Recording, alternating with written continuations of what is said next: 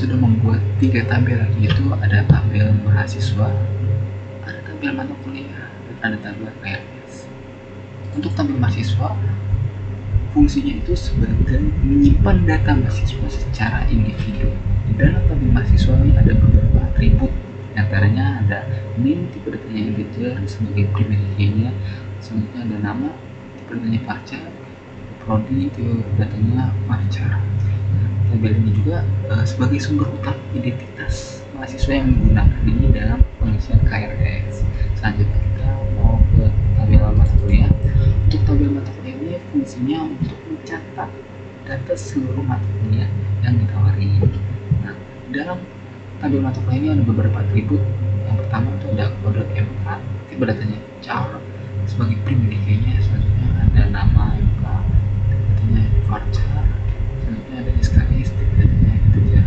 Nah, untuk tabel mata kuliah ini juga fungsinya sebagai acuan untuk mahasiswa dalam memilih mata kuliah saat pengisian KRS. Selanjutnya kita ke tabel KRS. Nah, tabel KRS ini fungsinya sebagai penghubung antara tabel mahasiswa dan mata kuliah. Di dalam tabel KRS ini ada beberapa atribut. Di antaranya itu ada ID KRS, tipe datanya integer sebagai primary key. Kemudian ada foreign key, yaitu ada NIM integer tipe datanya yang terhubung ke tabel mahasiswa, dan ada kode MK datanya char terhubung ke dalam tabel mata kuliah. Selain itu juga ada beberapa atribut di dalam KRS seperti semester, tipe datanya varchar, dan nilai tipe datanya char. Nah, untuk relasi tabelnya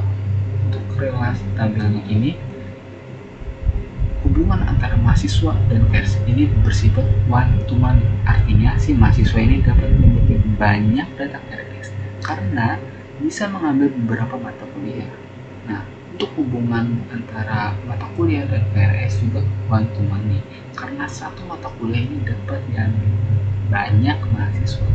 Nah, melalui tabel KRS ini terbentuklah relasi many to many antara mahasiswa dan mata kuliah secara tidak langsung. Untuk kasus yang kedua, kita sudah membuat 3 tabel juga, yaitu tabel penulis, tabel buku, dan tabel authorship. Nah, untuk tabel penulis ini fungsinya itu untuk menyimpan data identitas setiap penulis. Dan tabel penulis juga ada beberapa atribut, yaitu ada ID penulis, tipe datanya integer sebagai primary key-nya, ada nama dengan tipe datanya varchar, ada nama dengan tipe datanya varchar. Nah, tabel si penulis juga ini sebagai sumber utama informasi mengenai siapa aja yang menulis buku dalam sistem. Nah, selanjutnya kita mau tabel buku. Untuk tabel buku ini fungsinya untuk menyimpan data sebuah buku yang terdaftar. Dalam tabel buku ini ada beberapa atribut, antaranya ada ID buku, tipe datanya integer sebagai primary key-nya, selanjutnya ada judul datanya sebagai varchar, selanjutnya ada tahun terbit, tipe datanya year. Nah, tabel buku ini juga berfungsi untuk menyimpan semua informasi dasar tentang kayak buku, baik itu yang ditulis oleh si penulisnya ataupun oleh beberapa penulis. Selanjutnya kita mau ke tabel authorship. Nah, authorship ini berperan sebagai penghubung antara tabel penulis dan buku. Dalam tabel authorship ini ada beberapa atribut, di antaranya ada atribut ID authorship, data type-nya itu integer sebagai primary key-nya. Nah, selanjutnya ini juga ada foreign key gitu. Ada ID penulis, tipe datanya integer yang terhubung ke tabel penulis, dan ada ID buku, tipe datanya integer terhubung ke tabel buku. Nah, selain itu juga ada beberapa atribut di dalam authorship seperti peran, tipe datanya varchar, selanjutnya ada urutan, tipe datanya integer. Nah, untuk relasi sendiri, relasi antara ketiga tabel ini, untuk penulis, hubungan antara penulis dan authorship ini bersifat one to many, karena satu penulis ini dapat memiliki banyak data pada tabel authorship jika dia itu menulis beberapa buku. Nah, begitu juga dengan hubungan antara buku dan author ship yang bersifat one to many, karena satu buku ini bisa memiliki beberapa penulis yang berbeda-beda. Nah, melalui tabel authorship ini terbentuklah relasi many to many antara penulis dan buku, yang digambarin oleh banyak penulis bisa menulis banyak buku secara bersamaan. Oke, untuk kasus ketiga ini kita tabel itu untuk tabel pertama ada tabel dokter, kedua ada tabel pasien, dan ketiga tabel appointment. Nah, untuk tabel dokter fungsinya ini tabel dokter yaitu sebagai menyimpan data semua dokter yang tersedia di klinik. Dan di dalam tabel dokter ada beberapa atribut, diantaranya ada ID dokter, tipe data integer sebagai primary key-nya, terus ada nama, tipe datanya parcar, terus ada spesialis, tipe datanya parcar. Tabel ini juga sebagai sumber utama data tenaga medis yang nantinya akan menangani pasien pada sistem. Selanjutnya untuk ada tabel pasien. Tabel pasien ini fungsinya untuk menyimpan informasi setiap pasien yang terdaftar di dalam sistem. Nah, di dalam tabel pasien ini ada beberapa atribut, diantaranya ada ID pasien sebagai tipe datanya sebagai integer sebagai primary key, selanjutnya ada nama, tipe datanya parcar, selanjutnya ada tipe datanya integer. Nah, tabel pasien ini juga sebagai acuan gitu ketika si pasien ini melakukan janji temu dengan dokter, sehingga setiap catatan medis dapat terhubung dengan pasien yang sesuai. Kemudian kita langsung ke tabel appointment. Tabel appointment ini berperan penghubung antara tabel dokter dan pasien. Nah, di dalam tabel appointment ini ada beberapa atribut, diantaranya ada ID sebagai tipe datanya integer. Nah, selanjutnya ini ada foreign key yang terhubung ke tabel pasien itu yang ID pasien yang tipe datanya integer. Nah, terus ada ID dokter dan tipe datanya integer juga sebagai foreign key yang terhubung dari tabel pasien. Nah, selain itu juga ada beberapa atribut dari appointment seperti diagnosa, tipe datanya, terus ada tanggal, tipe datanya data, terus ada status, tipe datanya parcar. Nah, untuk relasinya ini relasi antara pasien dan appointment ini bersifat one to one. Kenapa? Karena satu pasien ini dapat memiliki banyak meeting dengan dokter pada waktu yang berbeda-beda. Begitu juga dengan hubungan antara dokter dan appointment one to one, karena satu dokter dapat menangani banyak pasien dengan berbagai jadwal. Nah, melalui tabel appointment ini terbentuklah relasi many to many antara tabel dokter dan pasien. Artinya satu dokter ini bisa menangani semua banyak pasien, dan satu pasien ini juga bisa berkonsultasi dengan beberapa dokter yang berbeda. Oke, untuk kasus keempat ini kita sudah membuat 3 tabel, yaitu ada tabel order, ada tabel produk, dan ada tabel order item. Nah, untuk tabel order ini fungsinya itu sebagai menyimpan data setiap pesanan yang dilakukan oleh pelanggan. Di dalam tabel order ini ada beberapa atribut, diantaranya itu ada ID order, tipe datanya integer sebagai primary key, ada nama pelanggan, tipe datanya parcar, ada tanggal, tipe datanya date. Nah, tabel ini juga fungsinya itu sebagai sumber utama data pesanan yang nanti akan dihubungi dengan detail produk yang akan dibeli. Selanjutnya untuk tabel produk. Untuk tabel produk ini fungsinya untuk menyimpan data semua barang atau produk yang tersedia untuk dijual gitu. Di dalam tabel produknya ada beberapa atribut, antaranya ada ID produk, tipe datanya integer sebagai primary key, ada nama produk, tipe datanya parcar, ada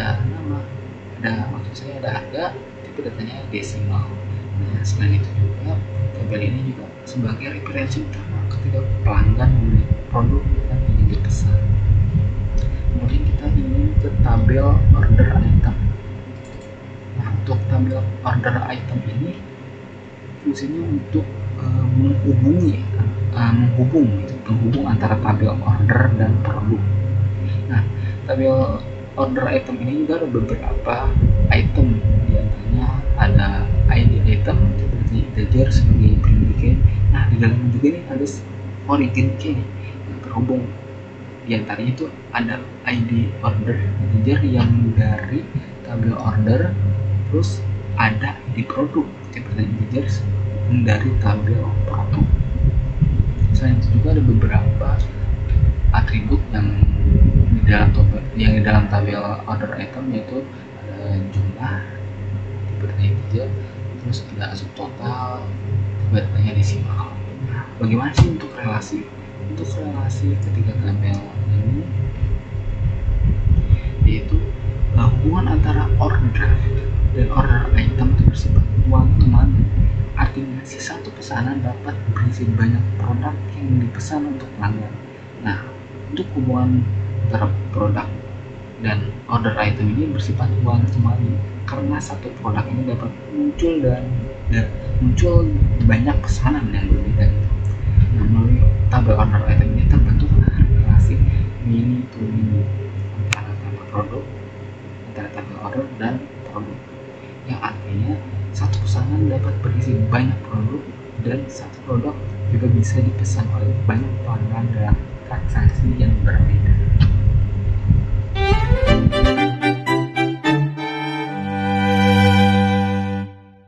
Oke, untuk kasus terakhir ini kita sudah membuat 3 tabel, yaitu ada tabel aktor, ada tabel film, ada tabel casting. Nah, untuk tabel aktor ini memiliki fungsi yaitu sebagai tempat untuk menyimpan data setiap aktor yang terlibat dalam produksi film. Di dalam tabel aktor ini memiliki beberapa atribut, yaitu ada ID aktor, tipe datanya integer sebagai primary key, terus ada atribut nama, datanya varchar, terus ada atribut negara, tipe datanya varchar. Selain itu juga ada beberapa fungsi lain dari tabel aktor, yaitu sebagai referensi utama untuk mengenali aktor dalam sistem. Selanjutnya kita mengenai tabel film. Untuk tabel film ini fungsinya itu untuk menyimpan data setiap film yang akan diproduksi. Nah, di dalam tabel film ada beberapa atribut, di antaranya itu ada atribut ID film, tipe datanya itu integer ya, sebagai primary key, terus ada judul, tipe datanya varchar, tahun rilis, tipe datanya year. Untuk film juga ada beberapa fungsi lain seperti sumber utama informasi mengenai film yang ada di sistem. Kemudian kita ini tabel casting. Tabel casting juga ini berperan sebagai penghubung antara tabel aktor dan tabel film. Tabel casting juga ini ada beberapa atribut, diantaranya ada atribut ID casting, tipe datanya integer sebagai primary key, ada atribut ID aktor, tipe datanya integer sebagai origin key yang terhubung ke tabel aktor. Selanjutnya ada ID film, tipe datanya integer sebagai origin key juga terhubung dengan tabel film. Selain itu juga ada beberapa atribut lain seperti nama karakter, tipe datanya varchar, jenis peran, tipe datanya varchar, dan gaji, tipe datanya desimal. Oke, untuk relasinya itu antara ketiga tabel. Oke, yang pertama itu untuk relasi antara aktor dan casting bersifat one to many. Kenapa? Karena satu aktor ini dapat berperan dalam film. Begitu juga seperti film dan casting bersifat one to many karena si satu film ini dapat memiliki banyak aktor. Melalui tabel casting ini juga terbentuklah relasi many to many antara tabel aktor dan film.